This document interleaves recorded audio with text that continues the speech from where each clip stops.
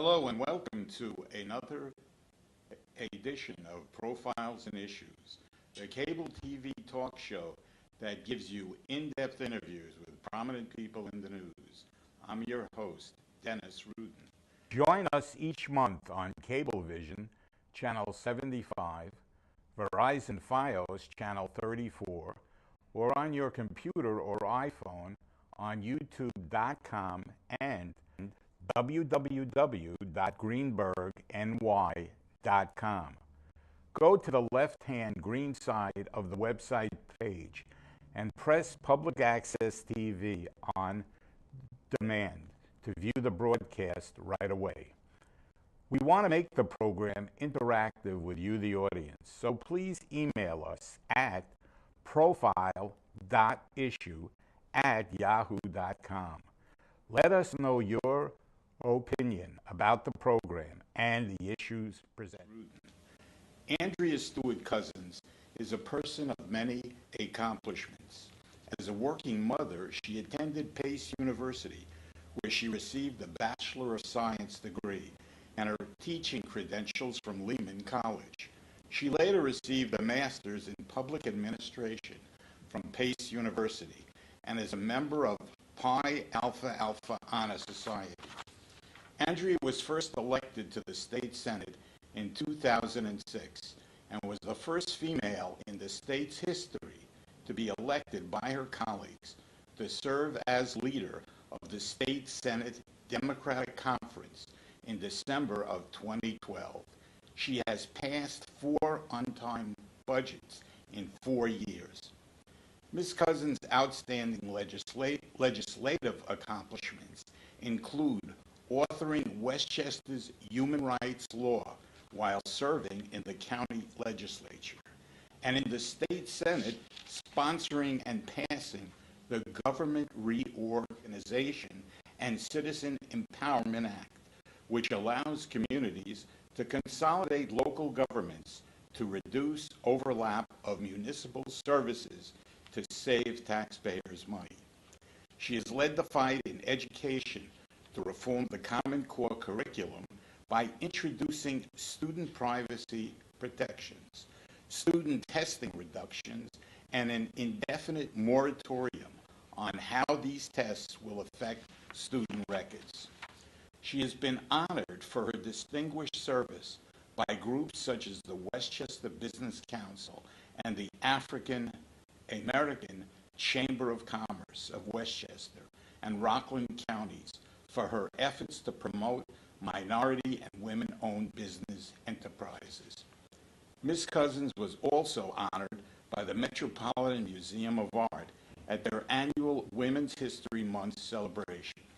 We are pleased and honored to have State Senator Andrea Stewart Cousins on Profiles and Issues. Senator, welcome to the show, and thank you for coming on. It is really good to be here, Dennis. Senator, this is a very busy time as we get ready to go into 2018. One of the first things that I want to get into before we hit the national scene and how it impacts the state is, are the independent Democrats still voting with the Republicans in the Senate? Is there still a power struggle going on? There is still a power struggle going on. Over the past month or so, the governor had put out a letter where he asked both the head of the Independent Democrats and myself to kind of sign on. And this was his effort to create a working relationship with us going forward. For your viewers, the Independent Democrats became independent around 2011. They broke off from the Democratic Conference, and they were just going to be, according to them, independent of Democrats, independent of Republicans, and wherever they needed to make sure a bill happened and whatever help they could give either side, they were going to do it. That's why they were independent. In 2012, however, the Democrats, who had lost the majority in 2010, regained the majority in 2012, and it was at that time that the Independent Democrats decided to take their strength and give it to the Republicans through formal rules in the Senate chamber that would have a power sharing agreement with Republicans and the independent Democrats. So that has been going on now since formalized since 2012. Obviously, we are in a very serious situation here in terms of the national landscape, and we are looking, I think voters are beginning to pay real attention to what's going on in their states, because they realize that the state government can, in some cases at least, set a tone, be the protection against some really ill-conceived notions and laws and policies that are coming from the federal government. And when people started looking right here in New York, they realized that despite our democratic advantage in terms of voters, despite our winning, again, we won the majority in 2016, because of this power sharing agreement that this small group of people have to keep the Republicans in power regardless of what, we are not in the strongest position we should be in order to keep, again, New York progressive. So the governor had asked that we decide after the special elections, because as you know, we have lost George Latimer, unfortunately. Yeah, that's what I He's wanted going to go to the county executive's position, which is fortunate, obviously, for Westchester County. But his seat will be vacant as of December 31st, as well as Ruben Diaz Sr., who was also a senator, is now going back to the city council, so his seat will be vacant. Okay, can I just ask you, do you think that the governor should call a special election? Well, let me just, Oh, I want to okay. finish my train, because the Okay. question that you asked was about, Yeah. us getting back together. Okay. So the governor put this letter out that says, after the special elections, we win those two seats on the Democratic side. He has asked that the leader of the independent Democrats, Jeff Klein, and myself commit to working together as Democrats and really reunite. Both Senator Klein and myself have agreed to that. So we don't know when the special elections are going to happen, obviously, because the majority is at stake. We want those special elections to happen as soon as possible. He can't call them before there is actually a vacancy. The vacancy will happen when the resignation of Senator Latimer and Senator Diaz happens, which will be on the 31st. We want the governor to call the special election as soon as practicable, as soon as possible, because we believe we will be in the majority once we run those elections and win. And also, the interim means that almost 700,000 people will not have representation. So we want those special elections. Okay. When you have those special elections, you think those, Senator Latimer's seat, can go either way. Do you think that they will remain? I do, because it could technically go either way, but there is a Democratic enrollment advantage there. The thing that people also have to realize that the lines are drawn every 10 years, redrawn after the census. And when I first began my Senate career, I ran in a district that was Yonkers, Greenberg, and Mount Pleasant. It was drawn as a rectangle. Susie Oppenheimer represented parts of Westchester that George now has. After the Republicans were allowed to be in the majority, because, frankly, of the independent Democrats, they redrew the line when Susie retired. And they gerrymandered this so that where my little district that looked like a rectangle, now if you go on to the 35th district, it looks like the profile of a smiling old man with a scraggly beard. they did that with the hopes of being able to make the old Susie Oppenheimer seat more Republican. Despite that, again, there is still a Democrat advantage. And as I say all the time, and it proves out, if Democrats vote, Democrats win. I think people in Westchester have seen the power of their vote again and again, and certainly in this last election. With Astorino. So I believe we will, despite the gerrymandering, we will indeed keep that seat. But obviously, Democrats have to vote. Okay. Is there a role for Democratic voters in the process, meaning does it help at all if they contact the governor and let him know that they want the seats filled as soon as possible? Sure, absolutely, because the governor can call a special election at any time. And I believe that if people are really focused on the fact that we do need representation in these seats, and let the governor know that we are really, really interested in doing this as quickly as possible, it can always be beneficial. People need to be involved in their democracy. They can have their voices heard, and it doesn't matter what the issue is. It's important they speak up. Okay. As a result of the loss of federal funding from the Republicans in Washington, especially this morning with the news of that bill, as well as the IND Democrats in the state Senate, although you said that hopefully that will end. What is the future of progressive issues in 2018 in New York State? And these are some of the areas.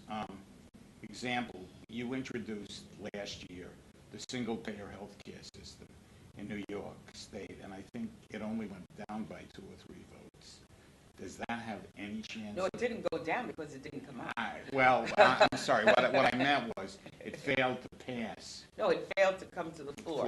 They blocked it in committee. Right. You understand that, again, what has happened with this power-sharing agreement between the Republicans and the independent Democrats is that the two leaders, Senator John Flanagan, the Republican, and Jeff Klein, the Democrat, have agreed that if either one doesn't want a particular bill to come to the floor, it does not come to the floor. I'm sorry, I was misinformed. I thought that they just lost it when it came to the floor. No, it can't come to the floor. So they squashed it. Yeah. It just doesn't come because of that. And that's why, as I said, it's important so do that we have a chance this year? Well, we have to come back together as Democrats in order to actually put the progressive issues that we care about and the policies that we care about. Because, again, the independent Democrats have said that they care about the same policies that the vast majority of our members care. Certainly, we are more compatible than they are with Republicans who didn't want to raise the minimum wage, who didn't want to raise the age of criminal responsibility, who didn't want to, who at this day, there's not one Republican who will actually say that they want to codify Roe v. Wade as it currently exists on the national level. I don't have one Republican who says, I think a woman should have a right to choose, because they've never been publicly asked to state where they are because of this power-sharing arrangement. So there's conversations that we can't even begin to have, because when you're in the minority, real or imposed, you don't have the you votes. are not. You're not able to demand that your policies be taken up. We can demand, obviously, we can raise our voices and we can scream about it, and we've been effective in making them reopen the living wage, the minimum wage discussion. Right? We've been successful in making them really take up, raise the age. But the reality is we're just kind of screaming in the background. When we are in the majority, then our policies get to come forward and we get to vote on them up and down. When I had seen you this summer, you were at that stage, and I would imagine from what you just told me, we passed beyond that, but I just want to clarify it. This summer when you were speaking, you had said, you know, if the Maverick Democrats don't shape up, we're going to primary them. Are we past that, or is that still a Hopefully possibility? we are. Well, hopefully we're past that. When the special elections get called as soon as possible, Right. and we win the seats, we're supposed to come back together and work together as a majority. So obviously, if you're working together as majority, there's no reason to primary Right. each other. What we have not done up to this point, frankly, is invest in primaries against them because we've been trying to expand the map. We've picked up 2 seats in Long Island, which was almost impossible to do. As I said, people in New York are very conscious of what they are missing by not having, the majority in power that they actually vote for. And meanwhile, we're picking up seats over and over again. The problem is that no matter how many seats we picked up, because we have this group that's constantly empowering Republicans, we're not able to assume the majority. When we're working together, we will continue to pick up seats that, again, will allow New York to be progressive and allow New York to at least take a stand against so much of this horrendous policy that is coming from D.C. According to what I've been able to get, the press hasn't gotten all the details because they just, I believe, are passing it this morning, this new tax bill. But one of the things that, and Governor Cuomo's been yelling about this for a couple of weeks, that in New York and states like New York and California will no longer allow these taxpayers to claim property tax State and local deductions. taxes. I think go over 10,000. Right. And that's going to really hurt make us. Life complicated. It's going to hurt for us. state legislators. It is going to hurt us, and it's just incredible that they would really create a policy, it seems, that not only in a few years will disadvantage the working people, middle class, people who are needy, continue perpetually to enrich the millionaires and the billionaires, frankly, like our president and corporations, and to actually target and penalize states like New York and California and Massachusetts. Why? Because we didn't vote possibly for the president, but we are absolutely being penalized. And I said, I know people are trying to figure out what can we do, how can we stop this, and the reality is that we have been targeted, and this is apparently the first of who knows, many steps of kind of targeting where we are, which is, again, why we have to, as a state, come back together, figure out what our stances are, and really, really push to make sure that we are not hurt, that our people aren't hurt, that we find ways to ensure people, that we find ways to help people who won't be able to have the deductions that they've had. I mean, we've got so much ahead of us. Well, let me ask you this.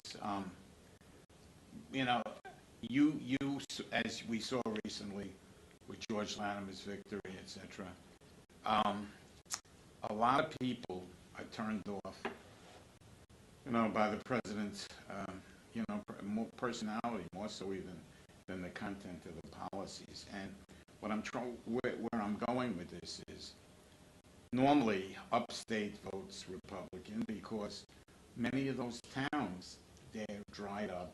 The young people leave after high school. There's nothing there. And so when Trump promised these people, they desperately said, well, we'll take a gamble.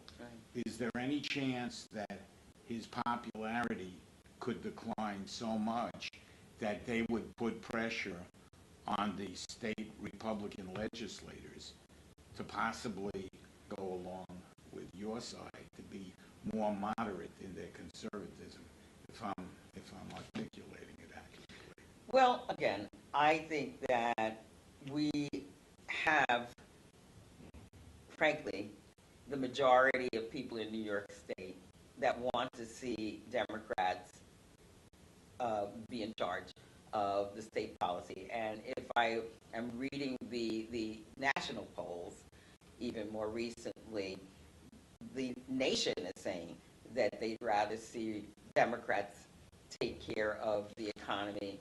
They'd rather see Democrats here in New York. I understand that, but you have to address the budget this year. Absolutely. And the cast that you have to work right. with.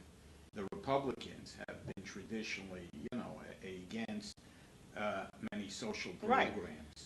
Is there any chance that you're going to get a better response? I don't. I think they're going to continue. I think they're going to continue being who they are. I think that you don't. Again, I'm looking at the national level, and you're not seeing any Republican as it came to this terrible debacle with the tax bill. You didn't see any Republicans stand up and really hold tight to saying no to this. Right. So I believe that the Republicans are in lockstep on a national level. I believe they're in lockstep here, and like I said, the reality is here. It shouldn't have to matter that much because Democrats actually have the majority. And so the thing is, if we are able to govern as a majority, then we will be able to do the kinds of progressive things that are necessary. But the president, with his executive orders, right. with this new tax bill, right. is cutting off a lot of money for New York. That's would right. normally go into like social programs, education. That's right. I mean, it's going to be a crisis already. Yeah. The governor is projecting about $4 billion deficit. So once they won't even decide to insure children. I mean, millions of children, the child health insurance plan, they have not reauthorized that on a national level. And I'll tell you something. Right here in my own chamber a few years ago, I sponsored and passed a bill that addressed the issue of child health and the insurance. What my bill said is that if indeed a child is receiving free or reduced lunch, they should be able to have that reality as part of the criteria that allows them to be part of the child health insurance program. Before my bill, they would ignore the fact that a kid couldn't even afford lunch. I mean, if you can't afford lunch, you probably can't afford insurance. So I asked them to marry the need of the child and allow for them to receive insurance, at least this be part of the criteria. And I have to tell you that not only was there a negative editorial about my expanding insurance for children and how terrible that was, but unfortunately, on a party line vote, we passed it because we were in the majority in 2009. And that's what I'm talking about, the different policies that people put forward when they're in charge. We did pass it, but we passed it in a straight party line vote. There was no Republican that voted to allow for a hungry child to be eligible for the child health insurance plan of New York State. So I think we have to understand, and I think now more than ever we do, who is in office matters. They bring with them what they believe.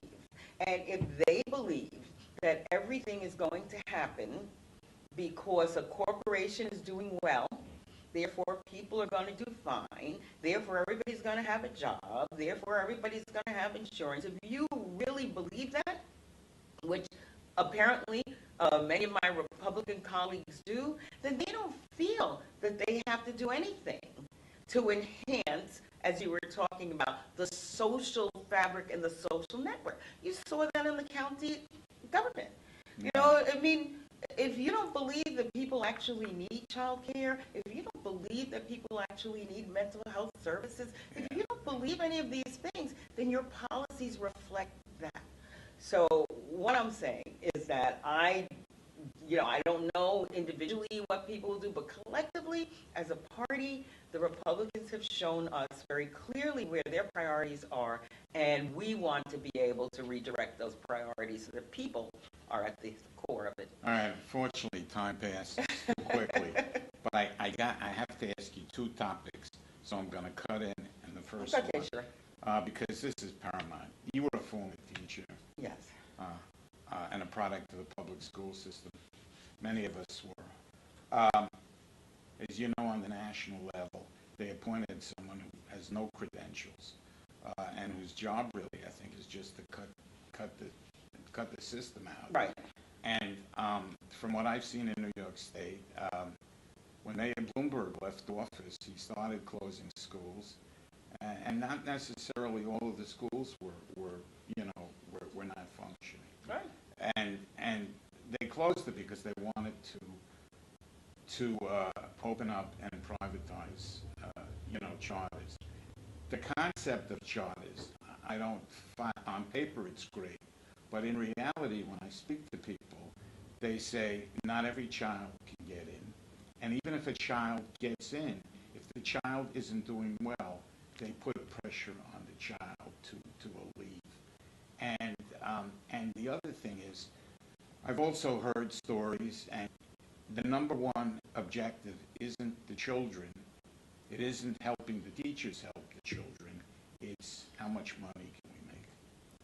So if you can say anything, a minute or two. But I think that for the sake of our viewers, we have to understand that the public schools, actually are in our lives because we need, as a nation, to have an educated population.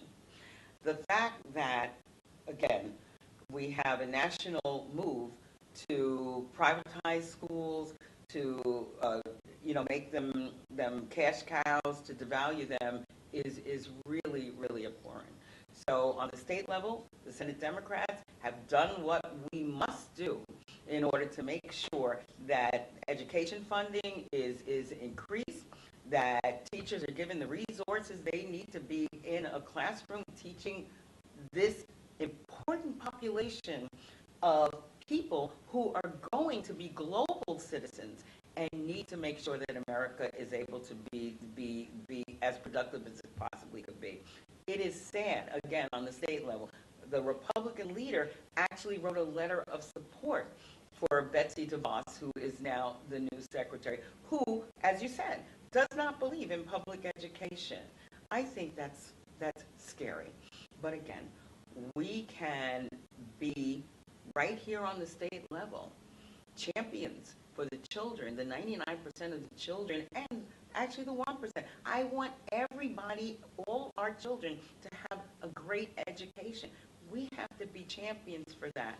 And like I said, our voices can't be stifled, and together we will be able to prioritize correctly our present and our future. Okay, any local programs that you're working on? My office prides itself on constituent services, and please, if anybody needs me, you can find me online. You can find my website. Andrea Stewart Cousins is who I am. And Dennis, I know we're running out of time, so I want to thank you for giving me the forum. Thank you for all the work that you've done, and certainly wishing everyone a great holiday season and a great new year, an activist new year. Thank you for coming on. Obviously, we have to get you back because we've only touched the surface. My guest has been State Senator Andrea Stewart Cousins. This is Dennis Rudin saying so long for Profiles and Issues.